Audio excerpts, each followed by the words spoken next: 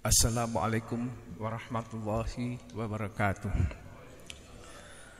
Innal hamdalillah nahmaduhu wa nasta'inuhu wa nastaghfiruhu wa na'udzu billahi min syururi anfusina wa min sayyiati a'malina may yahdihillahu fala mudhillalah wa may yudlilhu fala hadiyalah. Asyhadu an la ilaha illallah wa asyhadu anna Muhammadar Rasulullah. Allahumma shalli ala Muhammad wa ala ali Muhammad.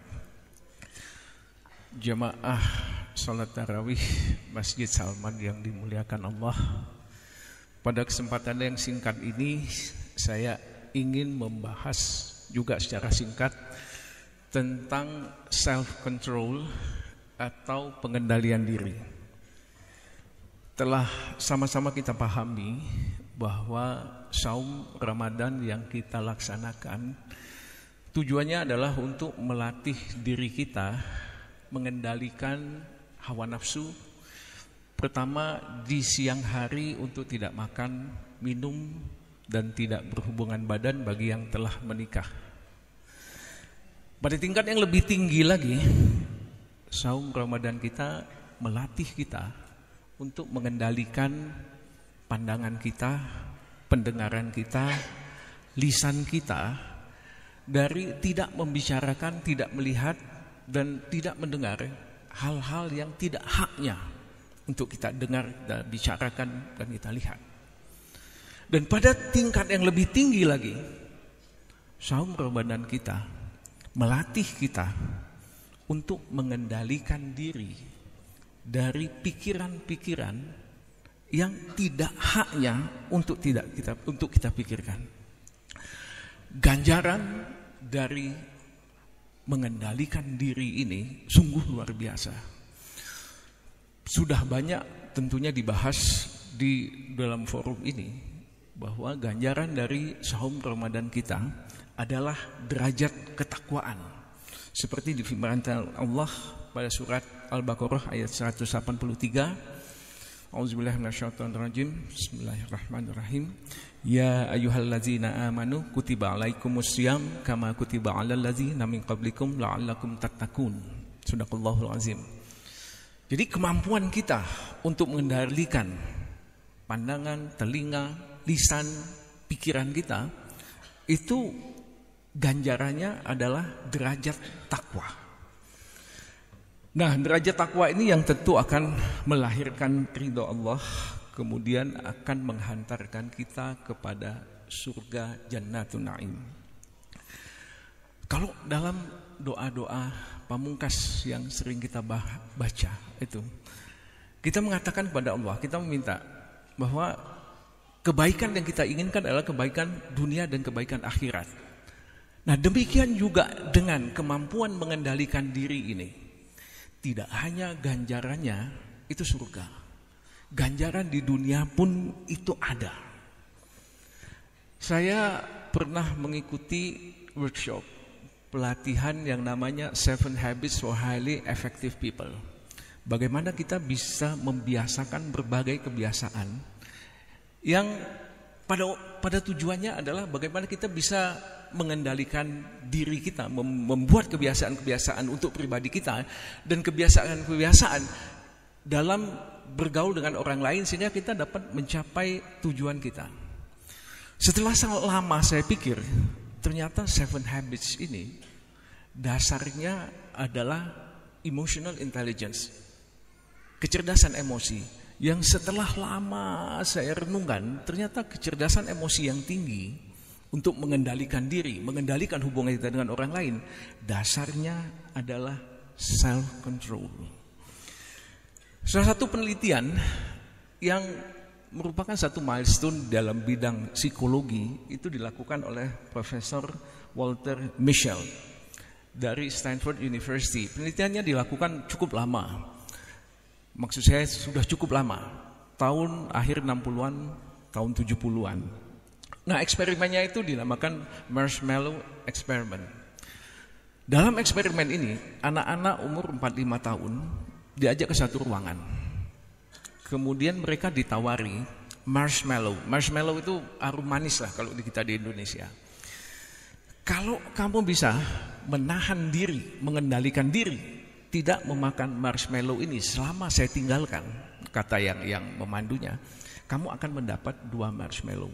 Jadi anak-anak ini ditantang, kemampuan mengendalikan dirinya, bisa nggak dia tidak memakan marshmallow selama 15 menit. Ternyata hasilnya, anak-anak yang mampu selama 15 menit ini tidak memakan marshmallow-nya pada waktu mereka remaja adalah remaja yang tidak terlibat dalam perkelahian remaja yang tidak terlibat dengan minuman keras, juga tidak dengan obat-obatan terlarang, dan mereka pada umumnya memiliki prestasi akademik yang baik. Penelitian ini menunjukkan bahwa kemampuan mengendalikan diri itu dapat memprediksi keberhasilan seseorang pada waktu dia remaja, dan penelitian ini masih dilanjutkan sampai sekarang. Jadi objek penelitiannya itu sekarang umurnya udah 40-an, itu terus di-track, diikuti bagaimana kehidupan mereka. Dan ternyata anak-anak yang bisa mengendalikan dirinya pada waktu umur 45 tahun ini, ternyata anak-anak yang hidupnya dalam tanda kutip kita sebut berhasil. Nah, penelitian yang lebih baru itu saya search di internet. Itu dilakukan tahun 2010 oleh 13 peneliti dari Amerika, Inggris, dan Kanada, dipimpin oleh seorang Profesor Terry Moffitt, dan dipublikasikan di Proceedings of National Academy of Science tahun 2011.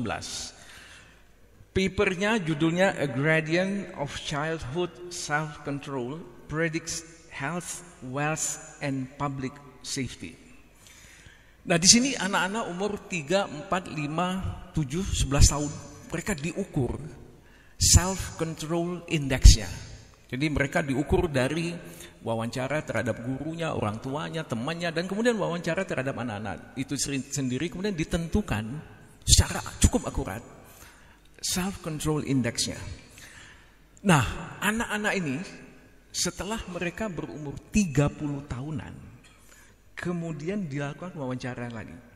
Ternyata anak-anak yang self-control index-nya rendah itu memiliki masalah kecanduan alkohol, obat terlarang, dan mereka memiliki masalah dalam mengatur keuangannya dan terlibat masalah kriminal. Kesimpulan penting dari studi ini disampaikan oleh penulisnya bahwa perlu adanya program untuk mendidik anak-anak meningkatkan self-control, karena harga yang mahal yang harus dibayar oleh masyarakat akibat anak-anak memiliki self-control index yang rendah pada saat anak-anak ini menjadi dewasa, melakukan tindak kriminal, melakukan perusakan. Nah, di sini kita melihat perlunya melatih anak-anak kita mulai melaksanakan saum pada saat mereka usianya dini. Terkait hal ini, dalam hadis dari Rubai binti Muawis radhiyallahu anha, Rasulullah SAW mengutus sahabat pada pagi hari Asyura 10 Muharram. Jadi ini kejadiannya tuh mau puasa nggak nih 10 Muharram. Kemudian Rasulullah mengutus sahabat untuk mengumumkan, barang siapa yang sejak pagi sudah puasa, hendaklah dia lanjutkan puasanya. Barang siapa yang sudah makan, hendaknya dia puasa di sisa harinya. Para sahabat mengatakan, setelah itu kami pun puasa dan menyuruh anak-anak kami untuk puasa. Kami pergi ke masjid dan kami buatkan mainan dari bulu. Jika anak-anak kami menangis, kami karena meminta makan, kami berikan mainan itu hingga mereka bisa bertahan waktu berbuka. Hadis riwayat Bukhari nomor 1960. Hadis di atas menunjukkan bahwa pada masa Rasulullah SAW, para orang tua melatih anaknya puasa. Perbuatan para sahabat ini tidak dilarang oleh Rasulullah. Ini berarti orang tua dibenarkan melatih anak-anaknya ikut berpuasa sejauh kemampuan mereka. Nah, di sini kita melihat ironisnya pendidikan sekolah-sekolah di Indonesia yang mengajarkan membaca, menulis, bahkan berhitung pada anak-anak pada waktu mereka masih di taman kanak-kanak. Seorang rekan saya yang sekolah S3-nya di Jepang cerita, Anaknya sempat sekolah di kelas 1 SD di Jepang. Selama 1 tahun, apa yang ditekankan dalam pendidikan di sana? 3 hal kata yang ditekankan. Nomor 1, melatih anak-anak itu untuk meminta maaf. Melatih anak-anak untuk berterima kasih. Melatih anak-anak untuk permisi. Demikian sederhananya yang dilatihkan kepada anak-anak.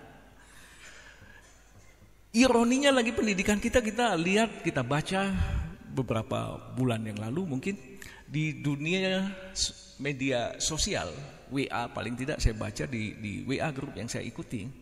Seorang guru di Australia itu menyatakan keheranannya tentang pendidikan di kita yang menekankan pengajaran matematika.